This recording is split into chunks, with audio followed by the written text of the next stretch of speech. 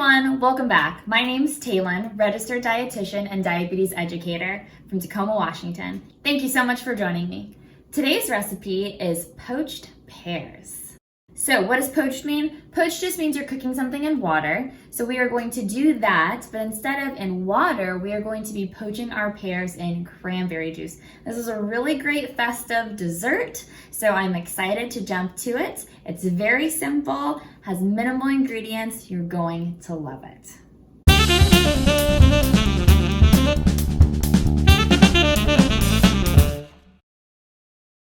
Let me introduce you to our ingredients.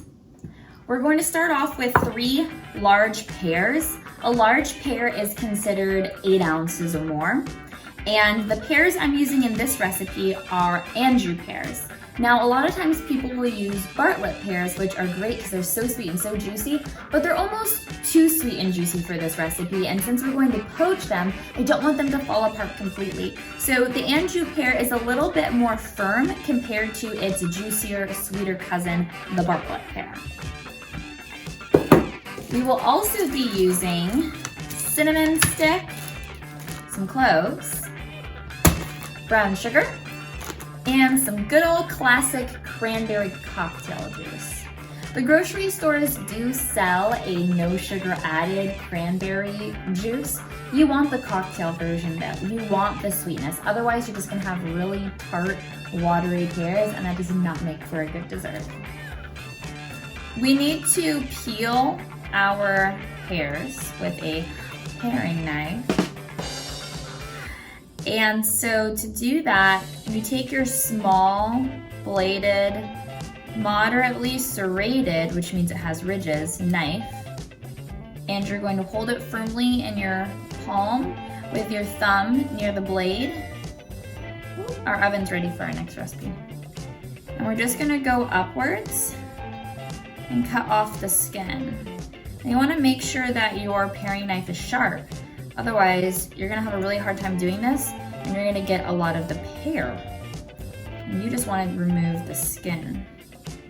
Another option is to use a potato peeler. And it comes off so easily. I'm probably able to get it more thinly peeled with the potato peeler than I am with a paring knife. So I'm just gonna use my potato peeler.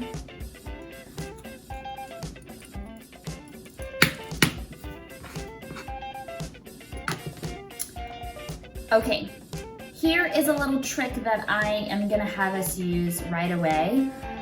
We are gonna put a little bit of lemon juice on these because I don't want them to brown.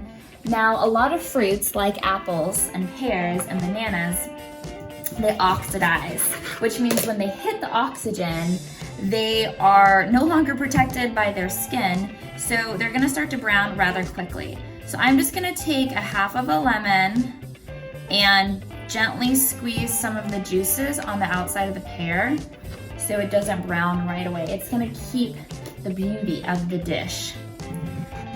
Now we need to cut the pear in half and we're gonna core it. So to do that, I'm going to just go down the center of the pear along the core on both sides.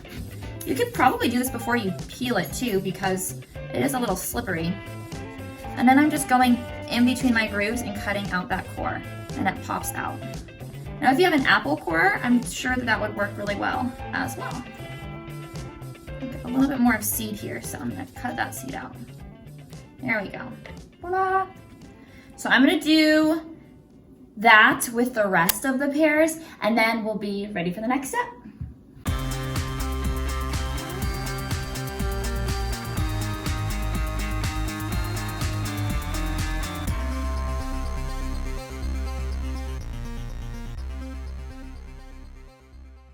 So I think coring it first is the easiest, and then peeling, and then cutting it in half. So I take back everything else I said prior.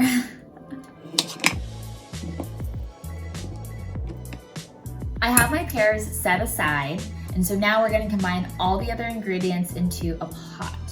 2 cups cranberry cocktail,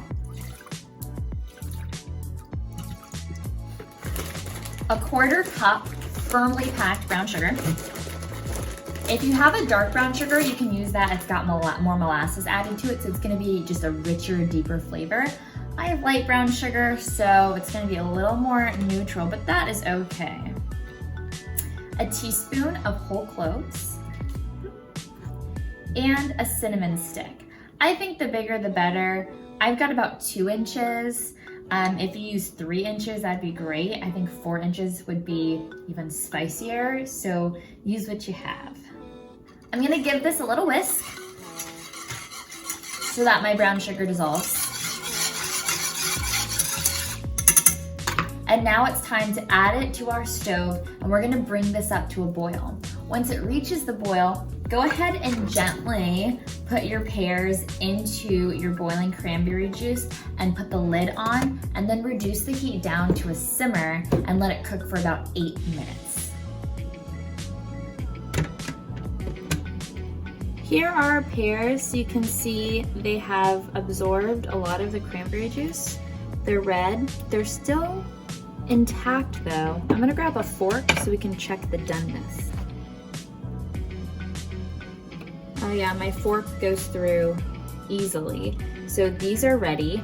I'm just turning off the stove, removing them from heat, and letting them stand for about 20 minutes. So they've been sitting in the broth for about 20 minutes. Now I'm gonna take a slotted spoon and transfer them into a dish. We are going to let these bad boys cool in the fridge. And then we're going to put the juice back on the stove and bring it to a boil. This is so we can turn it into a reduction or reduce it. That means we're letting the water evaporate and the liquid is gonna condense, turning into half the volume, about 1 cup. This is gonna be thicker and sweeter, and it's gonna make our poached pear more dessert-like when we pour this glaze or this reduction back over the pears. Let's go ahead and cover this and let our juice get to a boil. So we have about a cup, I'm guessing, of our cranberry juice mixture left. It's been reducing for 6 minutes or so. I'm gonna go ahead and I'm going to turn off the stove and pour this over a strainer. And this is so we don't have any of the cloves or cinnamon sticks in our broth.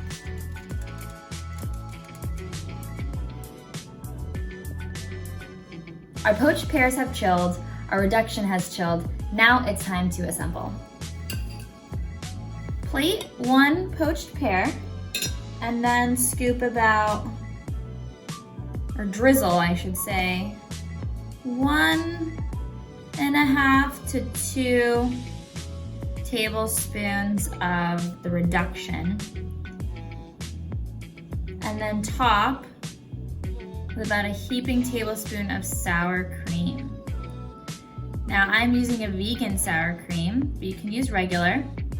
This would also be really good with a ricotta cheese or even a Greek yogurt plain or vanilla for a little extra sweetness. I'm gonna add a touch of cinnamon.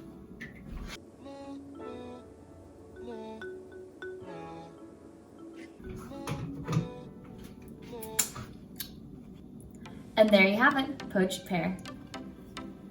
Shall we taste?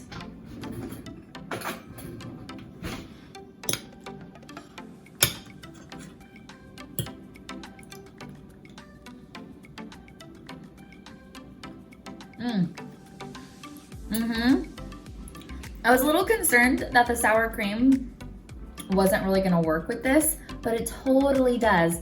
This poached pear is sweet, the reduction is a little tart, the sour cream kind of brings it all together and gives us that creamy mouthfeel that a dessert needs. The